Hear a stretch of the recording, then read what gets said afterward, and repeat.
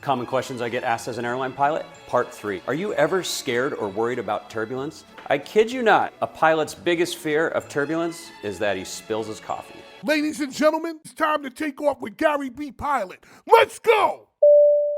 This is by far one of my most requested videos was on turbulence. Now, if you are an anxious flyer, stay tuned for the next video because I'm gonna give a complete breakdown on things and tips you can do to not be an anxious flyer.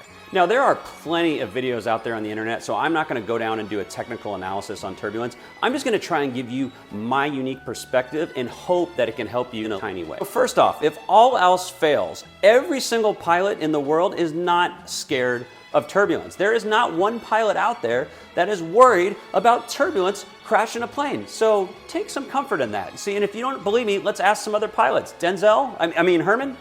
Oh no. Joy? Well, that's a no. Pilot Daddy? How about no? Brian? Not even a little bit. I don't know. I know Brian's not really a pilot, but the clip just fit. So you know what? Oh, didn't they fly a plane in Fast and the Furious?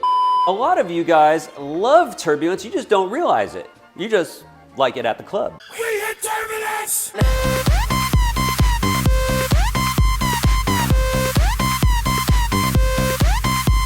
But in all seriousness, spilling coffee is not our biggest fear. Our biggest fear is that we hit turbulence unexpectedly and you guys don't have your seatbelts buckled. It's important to remember that movement equals disruption.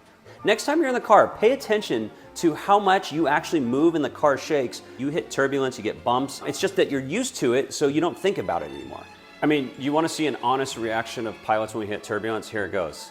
Here, hold on, let me hold my coffee here. You want to see if they got lower? We are not scared of turbulence, but we do understand how uncomfortable it makes a lot of people. There's a couple things we can do that help us with turbulence. And the two main ones are we change altitudes and we slow down our airspeed. Here's a clip from a couple weeks ago with an American Airlines pilot checking on and asking for how the rides are. Some days, this is just how it goes. Kansas City Center, American 2661, continuous light chop now. Do you have a better ride? No. Well, that was quick. Light chop today, and so it's easy to report. Sorry, everyone, but everyone's saying light chop. The other thing is we will never purposely fly into convective activity. So there's been times where we've tried to fly straight through and the radar showed there was not one gap to make it through. We turned around and went right back to the airport because that's how serious we are about it.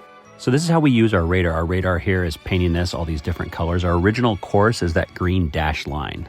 This is very common to ask for deviation for weather. So in this case, we asked for 20 degrees left and ATC gave it to us. Radar is a great way to show us how to avoid turbulence because some clouds look normal, but as you can see, that red, that means there's something going on in there. Just looking out the window, these clouds actually look pretty benign, but I can tell by the radar that there's something going on there. And then of course, once I see the lightning strike, that backs it up to definitely tell me that there's convective activity going on.